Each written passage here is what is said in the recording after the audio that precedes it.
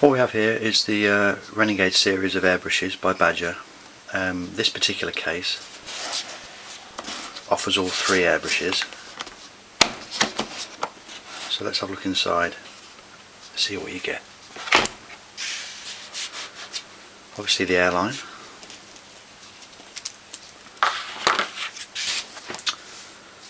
As I said, this has got all three airbrushes. This is the Velocity, the Spirit and the Rage.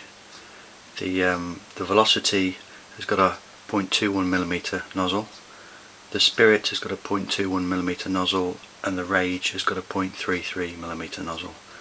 The Velocity is the gravity feed, the Spirit is the side feed, and the Rage is the bottom feed. So the Rage has actually got the slightly larger nozzle and will accommodate the jars that we've got in the box here. Badger obviously supply these separately, but I think they supply them all three in a box, just in case you want to kit out your body shop and get all your equipment from the same manufacturer. So you've covered most bases if you do get this kit. Each one of the airbrushes is fitted with the quick connector, and the airline that's supplied has the correct feed connection, so just snaps on. Dead easy. If you do have other airline fittings, which most people probably do, they do supply an adapter so that you can screw your old airlines onto the airbrushes. So what we've got is two jars which will fit the bottom feed, which is the Rage. We've got a side cup here which fits the Spirit, and this is the smaller cup for the bottom feed as well.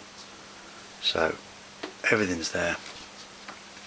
In here there's two little jars here, two plastic containers, and each one of these, one's marked fine, the other's marked ultra fine.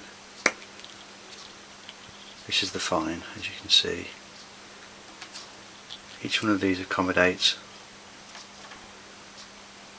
an adapter again for your regular sized airline, and a nozzle cap.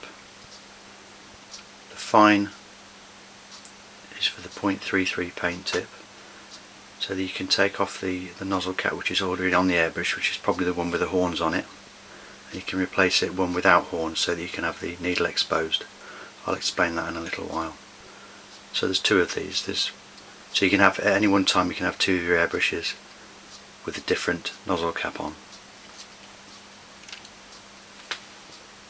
Okay, this is the Rage. This is how it comes. A very simple protector at the end here. These badges are very utilitarian, so there are no fancy shiny bits, no chrome on it. It looks to me like it's some sort of anodized brass. Very rugged, almost military looking, really. I mean, but it feels nice. Fairly weighty for the size, really, because I think it's pretty solid materials. Now, obviously there's a needle limiter there on the back of the handle, which is pretty standard these days on most airbrushes. Just screws in and out. Just stops the amount of travel on the trigger if you're doing some detail work. This is the Rage, as I said, so this has got the 0.33 nozzle, which is still pretty small. When you get the airbrushes, they're kitted out with the needle protector at the end here, which has got two horns on it, pretty similar to the cap you get on a spray gun. Obviously helps you to prevent bending the needle,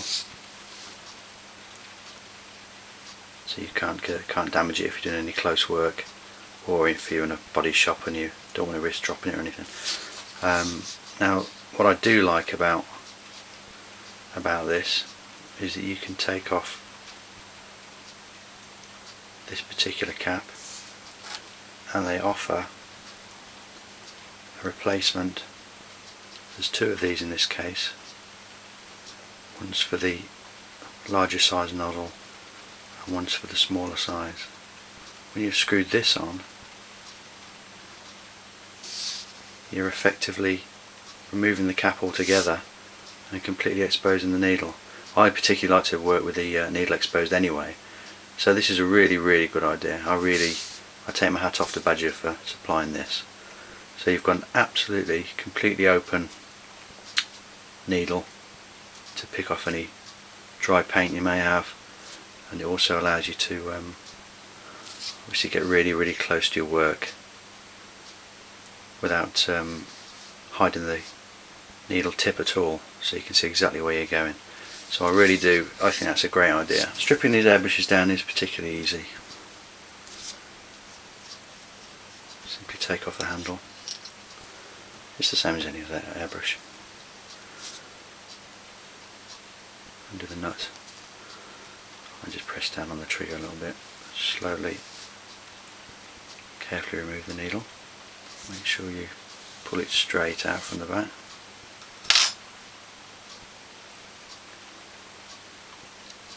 Take off the nut there.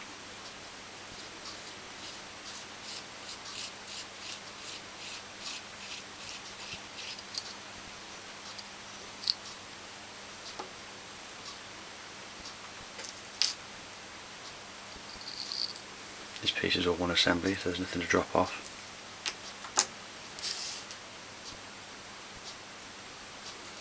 Trigger itself, just a single stem. No moving parts in this. Bottom is recessed, which sits on top of the plunger for the air. So that's quite a very simple piece there.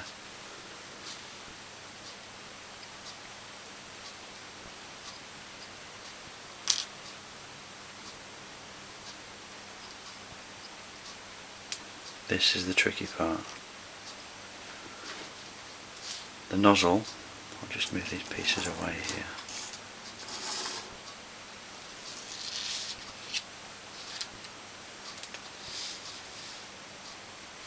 The nozzle isn't of the screw-in type, so it simply pushes in.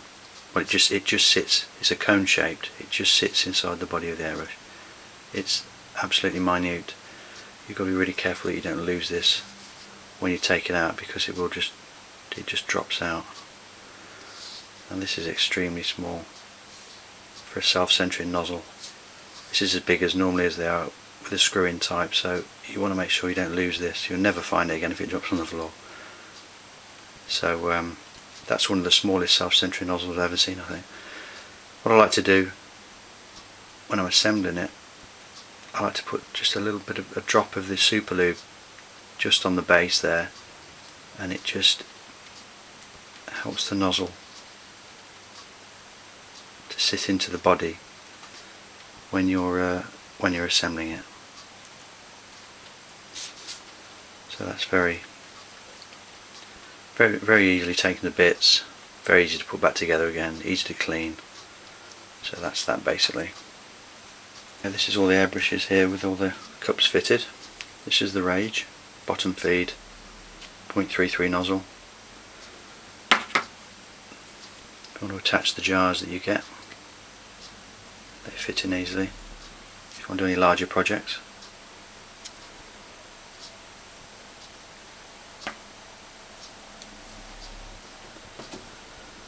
Side feed, which is the spirit.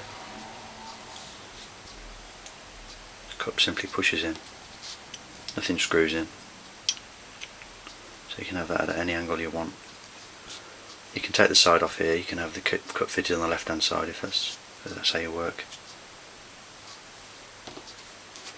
This is the Velocity gravity feed. Very open cup there. You'd probably use this mostly, I guess, for detailed work.